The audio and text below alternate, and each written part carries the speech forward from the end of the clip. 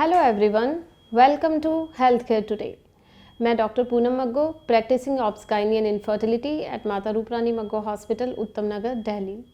आज हम बात करेंगे प्रेग्नेंट पेशेंट को ट्रैवलिंग के टाइम पे किन किन चीज़ों का ध्यान रखना चाहिए और ट्रैवलिंग कर सकते हैं या नहीं प्रेगनेंसी में।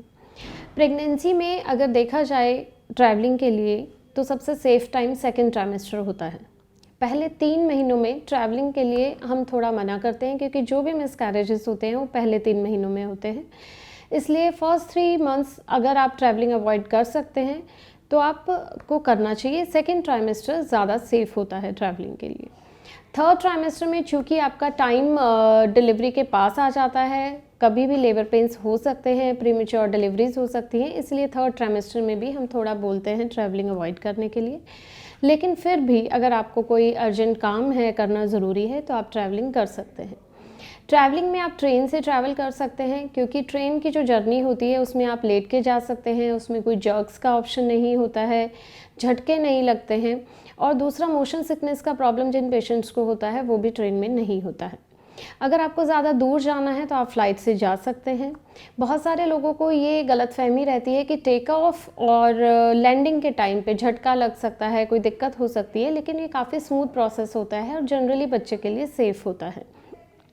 डोमेस्टिक फ़्लाइट्स में आपको 34-36 वीक्स तक अलाउ करते हैं। उसके बाद चूँकि डिलीवरी का टाइम काफ़ी पास आ जाता है, लेबर पेन्स आने के चांसेस हो जाते हैं, इसलिए उसके बाद आपको ट्रैवलिंग अलाउ नहीं की जाती है। और इंटरनेशनल फ़्लाइट्स में डिपेंड करता है आपको कितना दूर ट्रैवल करना है। हर एयरलाइंस की अपनी गाइडलाइंस होती हैं। आपको एक फ़िट टू फ्लाई का सर्टिफिकेट देना रहता है। आप अपने डॉक्टर से कंसल्ट करके फ़िट टू फ्लाई का सर्टिफिकेट देके एयर ट्रैवल कर सकते हैं। अगर आपका कोई हाई रिस्क प्रेगनेंसी है, जैसे प्लेसेंटा प्रीविया है, तो आपके डॉक्टर आपको बता देंगे कि आपको ट्रैवल नहीं करना है। इसके अलावा बीपी हाई, शुगर हाई, इस तरह की कुछ प्रॉब्लम्स है तो भी अगर आप ट्रैवल अवॉइड कर सकते हैं तो आपको अवॉइड करना चाहिए। हाई रिस्क प्रेगनेंसी में जनरली खाने पीने का चेंज हो जाता है। फॉर एग्जांपल अगर आपको डायबिटीज़ है प्रेगनेंसी में तो आप अपना शुगर कंट्रोल उतना स्ट्रिक्ट नहीं रख पाते हैं। बीपी हाई है तो भी आप अपना बीपी मॉनिटरिंग और जितना आपको रेस्ट करना चाहिए उतना नहीं कर पाते हैं, तो जनरली हाई रिस्क में हम कहते हैं कि थोड़ा बहुत ट्रैवलिंग आपको कम करना चाहिए।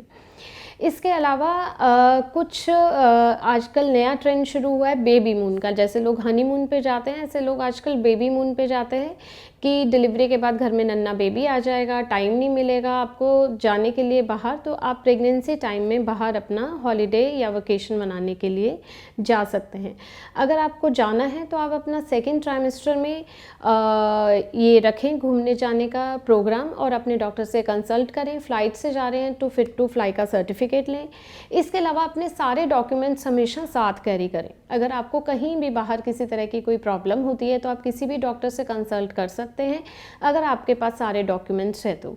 आपका अगर इंश्योरेंस है तो इंश्योरेंस के पेपर्स भी आप हमेशा अपने पास में रखिए। अपनी जो मेडिसिन्स हैं वो हमेशा आपको साथ ट्रैवलिंग में लेके जानी है। अगर आपका कोई बीपी शुगर का मेडिसिन है तो वो मेडिसिन बिल्कुल भी आपको मिस नहीं करना है। आयरन, कैल्शियम, फॉलिक एसिड, जो भी मेडिसिन आप प्रेगनेंसी में ले रहे हैं वो हमेशा अपने साथ कैरी करके रखें। अगर आप कार से ट्रैवल कर रहे हैं तो बीच बीच में रुक के आप थोड़ा सा टहल सकती हैं, अपने पंजों की मूवमेंट बैठे बैठे कर सकती हैं, और आप इस तरह से बैठे कि आपको थोड़ा रिलैक्स रहे, आप कंफर्टेबल हो। कोई कुशन पिलो अगर यूज़ करना है तो आप वो यूज़ करिए। इसके अलावा सीट बेल्ट हमेशा लगा के रखिए। आई होप मैंने आपकी ट्रैवलिंग से रिलेटेड बहुत सारी क्वेरीज सॉल्व करी होंगी। फिर भी अगर आप कुछ पूछना चाहें तो नीचे लिखे कमेंट सेक्शन में लिख के पूछ सकते हैं।